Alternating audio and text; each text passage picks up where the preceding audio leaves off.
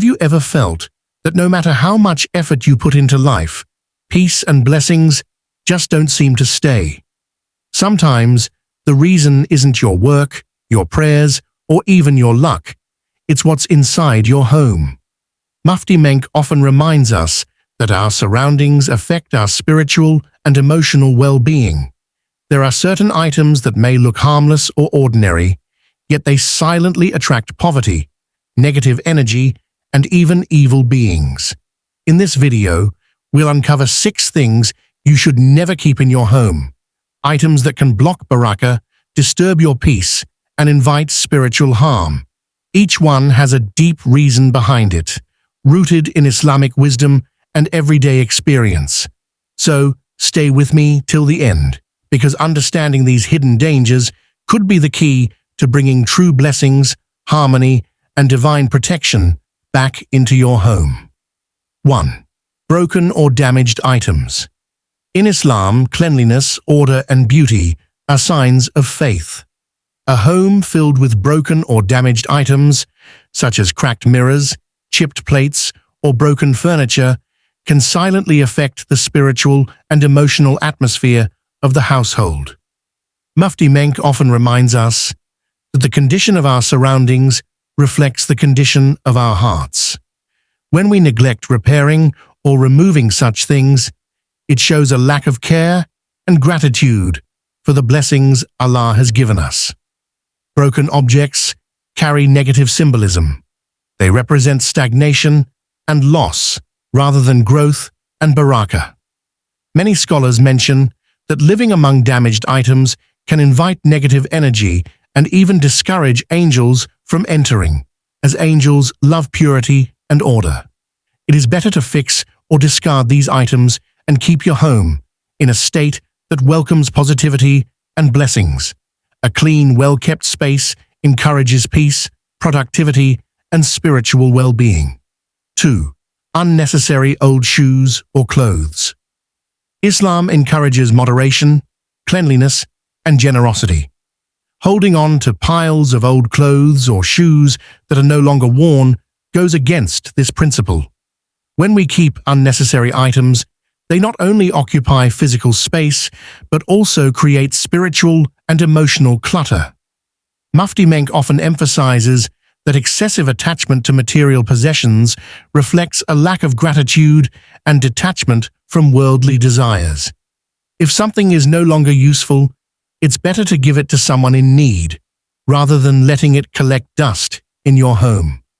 Unused or worn-out belongings can block the flow of blessings and barakah. The Prophet, sallallahu alaihi wasallam, taught us that charity does not decrease wealth. In fact, it multiplies it. By giving away what you don't need, you cleanse your home and heart from greed. Moreover, keeping dirty or neglected items, like torn shoes or old clothes, can attract negative energy and discomfort. A clean and organized home reflects a thankful heart, inviting Allah's mercy and abundance. 3. Pictures or statues of living beings. In Islam, displaying images or statues of living beings, whether humans or animals, is strongly discouraged. Mufti Menk and many scholars remind us that such objects can prevent angels from entering a home. Angels of mercy do not enter a place where images or sculptures of living creatures are kept. As mentioned in authentic hadiths, these items were historically linked to idol worship and are believed to attract jinn or negative spiritual energies that disturb the peace of a household. Many people unknowingly keep portraits, decorative statues, or wall hangings for aesthetic reasons, unaware of their spiritual consequences. Even innocent-looking decor can become a barrier to divine blessings. Islam encourages homes to be filled with remembrance of Allah, not with symbols that distract or resemble acts of shirk, associating partners with Allah. Replacing such items with Quranic calligraphy, nature-inspired art, or simple designs brings tranquility and invites angels to dwell within your space. A home free from such depictions radiates spiritual purity, where prayers feel lighter and hearts remain calm. 4. Black magic objects or unknown gifts. Keeping objects linked to black magic, superstition, or unclear origins can bring serious harm to one's home and spiritual peace. Mufti Menk often warns that Islam strictly prohibits any form of sihr, magic, or association with it. Sometimes these items may come as gifts, decorations, or charms that seem harmless, such as strange talismans, knots, or writings, but they may carry hidden evil influences. Possessing such objects can invite jinn, misfortune, or emotional unrest, as they serve as gateways for negative forces. Even when the intention behind keeping them is innocent, their unseen impact can disturb the household's harmony. Islam teaches us to seek refuge in Allah through dua, decor, and reciting Surah Al-Baqarah to cleanse our homes. If you suspect any item carries harmful energy or an unknown source, it is best to dispose of it respectfully while reciting the name of Allah. Trusting in Allah's protection and maintaining a home rooted in faith ensures that no evil can touch your family. Purity, both spiritual and physical, keeps blessings flowing and shields the home from unseen harm. 5. Unpaid zakat or unused wealth. Islam teaches that wealth is a trust from Allah, not something to be hoarded. When a person keeps wealth without paying zakat, it becomes a burden rather than a blessing. Mufti Menk frequently emphasizes that withholding zakat blocks barakah and can bring hardship, even if the person seems financially comfortable.